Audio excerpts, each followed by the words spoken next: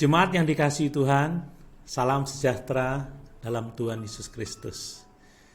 Kembali bersama dengan saya dalam Renungan Eklesion, dan saat ini kita akan merenungkan firman Allah dari Injil Yohanes pasal 20 ayat 1 sampai ayat yang ke-10. Melalui ayat-ayat ini kita akan melihat bukti-bukti dari kebangkitan Kristus. Mari kita baca terlebih dahulu Yohanes pasal 20 ayat 1 sampai 10. Demikian firman Tuhan. Pada hari pertama minggu itu, pagi-pagi benar ketika hari masih gelap, pergilah Maria Magdalena ke kubur itu, dan ia melihat bahwa batu telah diambil dari kubur. Ia berlari-lari mendapatkan Simon Petrus dan murid yang lain yang dikasihi Yesus, dan berkata kepada mereka, Tuhan telah diambil orang dari kuburnya, dan kami tidak tahu di mana ia diletakkan. Maka berangkatlah Petrus dan murid yang lain itu ke kubur. Keduanya berlari bersama-sama, tetapi murid yang lain itu berlari lebih cepat daripada Petrus sehingga lebih dahulu sampai di kubur.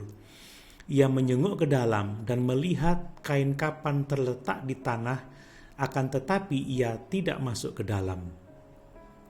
Maka datanglah Simon Petrus juga menyusul dia dan masuk ke dalam kubur itu. Ia melihat kain kapan terletak di tanah, sedang kain peluh yang tadinya ada di kepala Yesus tidak terletak dekat kain kapan itu, tetapi agak di samping di tempat yang lain dan sudah tergulung. Maka masuklah juga murid yang lain yang lebih dahulu sampai di kubur itu, dan ia melihatnya dan percaya.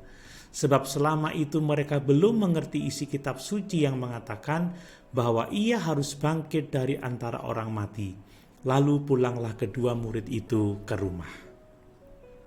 Jemaat yang dikasihi Tuhan, seluruh iman Kristen itu bertumpu pada satu hal yang dapat dibuktikan secara historis, yaitu kebangkitan Yesus Kristus dari kematian. Kebangkitan Tuhan Yesus adalah dasar pengharapan akan kehidupan kekal. Rasul Paulus berkata di dalam 1 Korintus pasal 15 ayat yang ke-17, demikian, dan jika Kristus tidak dibangkitkan, maka sia-sialah kepercayaan kamu dan kamu masih hidup dalam dosamu. Segala sesuatu dalam iman Kristen bersandar pada kebenaran historis bahwa Yesus telah dibangkitkan dari kematian. Kebangkitan Yesus menjadi pusat dari kesaksian para rasul. Pada hari Pentakosta, Petrus berkhotbah dalam Kisah Para Rasul 2 ayat 32. Yesus inilah yang dibangkitkan Allah, dan tentang hal itu kami semua adalah saksi. Petrus memberitahu orang banyak yang berkumpul setelah penyembuhan orang lumpuh di pintu gerbang bait suci yang dicatat dalam Kisah Para Rasul 3 ayat 14-15 demikian. Akan tetapi kamu menolak yang kudus dan benar, dan kamu meminta seorang pembunuh dilepaskan bagimu, dan kamu membunuh sang pemberi hidup yang sudah Allah bangkitkan dari antara orang mati. Tentang ini kami adalah saksi-saksi. Ketika para rasul dibawa ke hadapan mahkamah Yahudi, Petrus dengan berani menyatakan yang dicatat dalam Kisah Para Rasul pasal 4 ayat yang ke-10 demikian.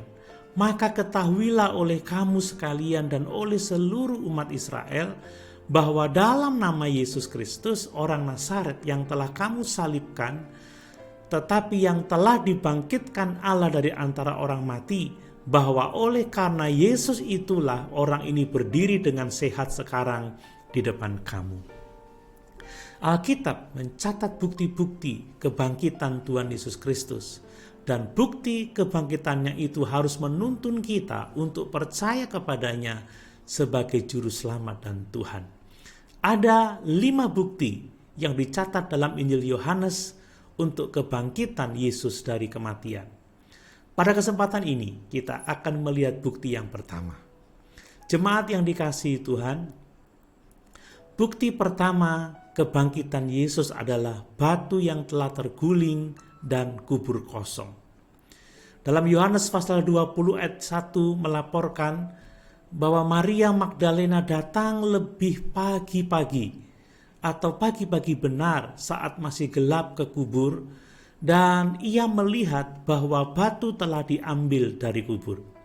Ini adalah batu bulat yang besar yang ditempatkan menutupi pintu kubur untuk mengamankan kubur itu dari para perampok kuburan. Butuh beberapa orang yang kuat untuk menggulingkan batu itu. Para pemimpin Yahudi takut bahwa para murid akan datang dan mengambil tubuh Yesus dan mengklaim bahwa Yesus telah bangkit. Jadi mereka pergi menghadap Pilatus dan meminta seorang prajurit Romawi untuk menjaga kuburan itu.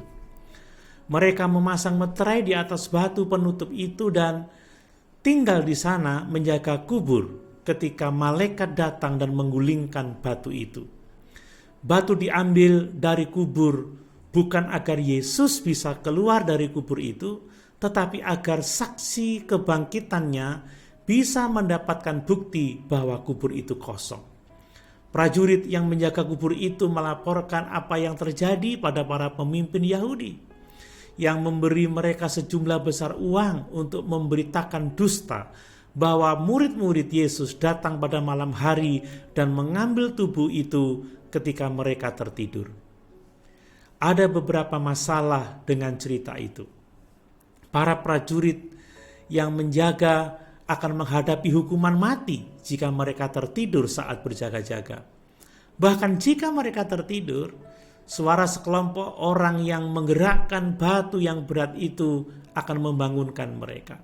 Selain itu, setelah penyaliban, para murid terlalu tertekan dan takut untuk mengambil tubuh Yesus. Dan bahkan jika mereka telah mengambil tubuh Yesus atau menyuap para penjaga untuk mengambilnya, mereka tidak akan mengalami penganiayaan dan akhirnya mati syahid untuk menyatakan apa yang mereka ketahui sebagai kebohongan.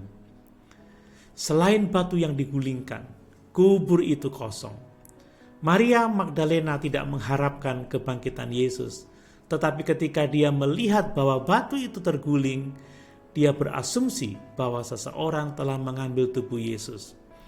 Maria Magdalena segera berlari kepada para murid untuk melaporkan apa yang dia lihat. Dalam Yohanes pasal 20 ayat yang kedua dicatat, ia berlari-lari mendapatkan Simon Petrus dan murid yang lain yang dikasihi Yesus dan berkata kepada mereka, "Tuhan telah diambil orang dari kuburnya dan kami tidak tahu di mana ia diletakkan." Jemaat yang dikasihi Tuhan, hal itu menyebabkan Petrus dan Yohanes lari ke kuburan untuk melihat sendiri. Yohanes mendahului Petrus, tetapi dia ragu-ragu untuk masuk ke dalam kuburan. Dia menjenguk ke dalam dan melihat kain kapan.